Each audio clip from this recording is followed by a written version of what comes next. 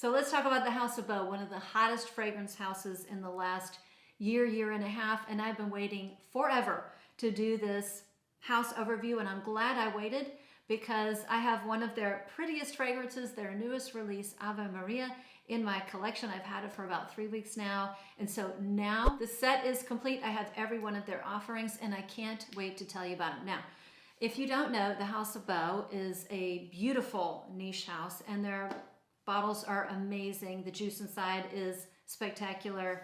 And the fragrances are a little bit on the pricey side. One of the many things that I love about the House of Beau, and I am not sponsored, is that on their website, they offer these little, and I bought 2 or 3 of these so that I could do this house review.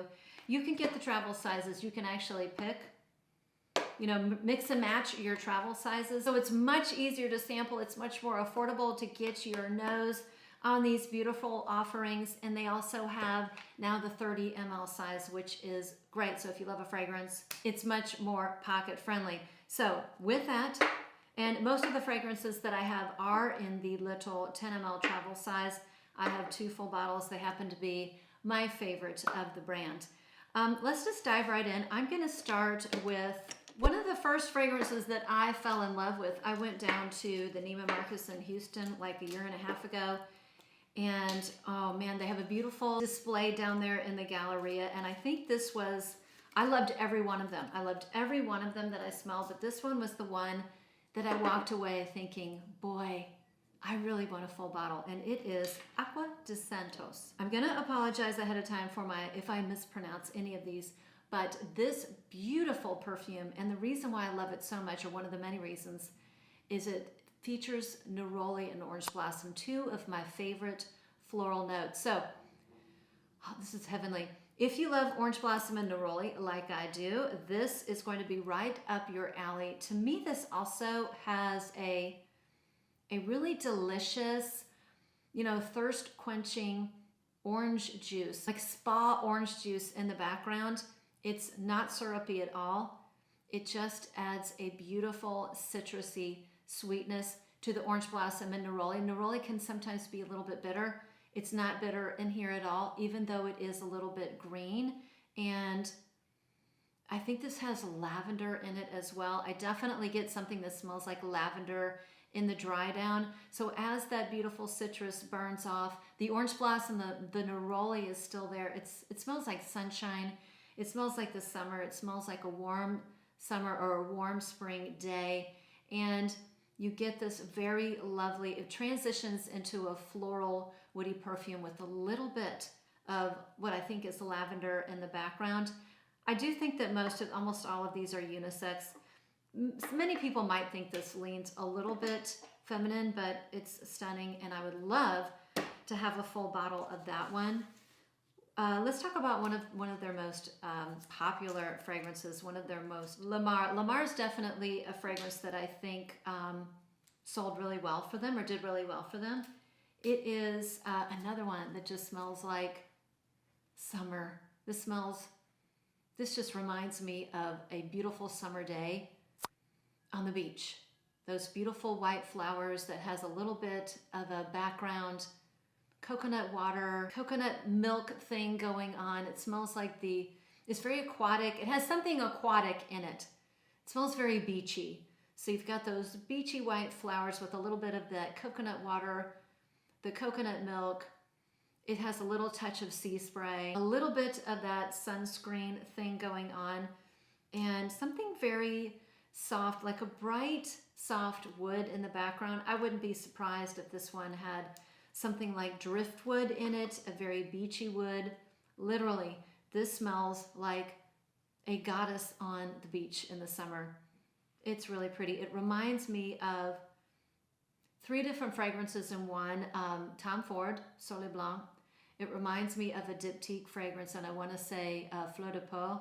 And it reminds me a little bit of a fun fragrance by Artiste called Vacation. So if you took those fragrances, combined them in one, and made them really, really classy, it would smell a lot like Lamar. How many times can I say it?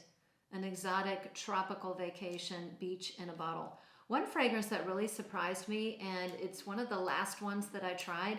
I actually didn't buy this one. The brand was nice enough to send this over for me just to complete, you know, my set. They're very kind. This is Infinitoud, and just because of the name, and oud can be a tricky note for me, I didn't think I'd like this at all, and it was literally the last one other than Ave Maria that I tried, and I was so really surprised by this one and how much I love it. This is beautiful because I get a green patchouli, a really nice green patchouli, very much unisex. It's not, if it has oud in here, which I'm sure it does, it's not barnyardy. It is not animalic. It smells woody. It smells like a peppery wood, like a green peppery wood. Maybe there's cedar in here, maybe a little bit of Palo Santo. Very, very woody. So this is a woody fragrance with some lovely spices and a gorgeous, this is for my patchouli lover. So if you love patchouli and you love, you know, a non-animalic wood, oh, this is stunning. I bet Pat would love this. He's never smelled it. I'm afraid if he does, he's going to try to steal it from me because this is something that he would really like. He loves spices, he loves incense, he loves pepper, he loves woody fragrances and patchouli. And I think this one has a little splash of incense in it as well. So a beautiful surprise. Another one I would absolutely love a full bottle. Okay, so these are in no particular order, and I'm going to say my full bottles towards the end because they just happen to be two of my favorites. There was only one fragrance in here that I could live without a bottle. It just, I think it's a really well done fragrance. It just didn't speak to me. It wasn't, you know, me in a bottle. And I'm going to get to that one fragrance that I could live without that just wasn't me and was my least favorite of the bunch. I'll get to that in a minute, but the next one I want to get to is their beautiful rosed base fragrance. This is for my rose lovers. This is called Rosario. And man, if you love rose peony, this is so beautiful. It's very classic. It's very angelic. So rose peony, maybe a little bit of lychee, but I definitely get the rose peony thing, and it does not smell like, don't be thinking Delina. It doesn't smell like Delina. It has a light cleanliness to it, but it does not smell soapy or screechy at all. It kind of reminds me of, I'm blanking on the name, Stella by Stella McCartney, that perfume from long ago. If you took that and maybe you took Blouse from Yves Saint Laurent, a less peppery blouse, and you combine them, you would get somewhere, you know, in the ballpark.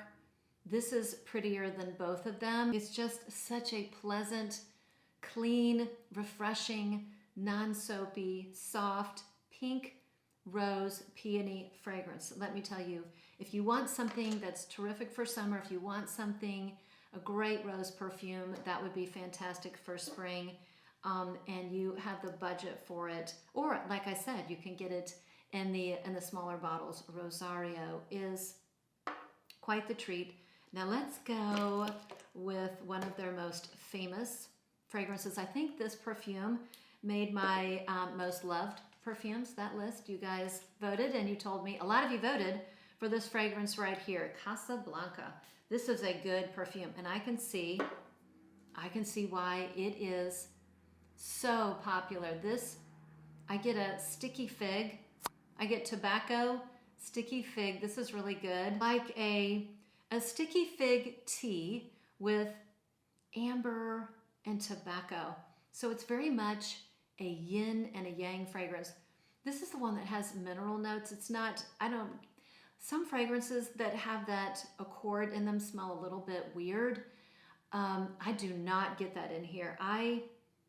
Maybe I get a little bit of a saltiness, maybe. This is one of my favorite fragrances that contains fig because the fig has this beautiful sticky sweetness. Again, there's a tea note or something that's tea-like in here. Maybe that's the minerally notes. Amber for sure, an amber sweetness, but it's like a thinned out amber. Very, very gorgeous. Something a little bit smoky in the background. Maybe it has a little bit of Palo Santo. Maybe it has a little bit of oud. A lot of these fragrances did have oud in them. stunning fragrance. I can see why it was so popular. All right, let's go with one that I think is very, very unisex. Some people might think this leans a little bit masculine. This is El Sireno, and this is a very green, it's very green and leafy. It's a green leafy fragrance. It's also very beachy. A lot of these fragrances have a very natural beachy vibe to this, and the greenness in here, it's either banana leaf or it smells an awful lot like banana leaf. It smells, it's woody, it's fresh, it's floral, it's very green, it's very leafy, it's a little bit aquatic, very mossy. I believe this has oak moss in it, but I get this fresh mossiness to it and something sappy, like a sappy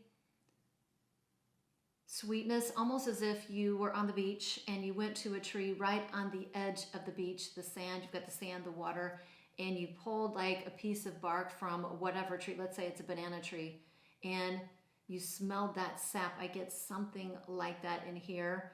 Everything is very beachy. Everything is very green, happy, very woody, fresh, mossy, earthy, but still very aquatic in nature without being overly woody. And I think because of all the freshness, the cleanness, the oceanic vibe, the woody touch, definitely mossy. I think this would appeal. It's very, very unisex. Might lean a little bit masculine, some people might think. The next one, another one of their most famous one. This one went viral last year, and this is Bombon.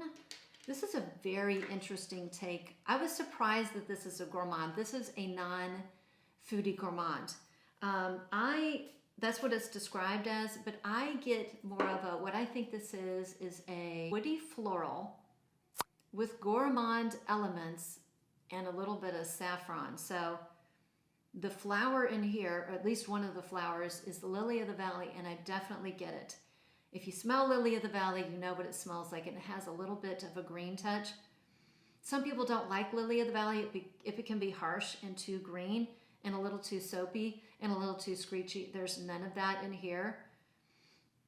Gourmand elements, I think this has marshmallow, maybe a little bit of caramel. I really don't get that per se. I get a little bit of a citrusy fruit that's mildly sweet, and I think this one has lychee in it. Lychee, lily of the valley, maybe a teeny bit of ylang ylang, some gourmand elements, but it's in no way overly sweet. It's not even very sweet in my opinion. It just sweetens everything up the slightest bit. And there's something just a little bit leathery in the background.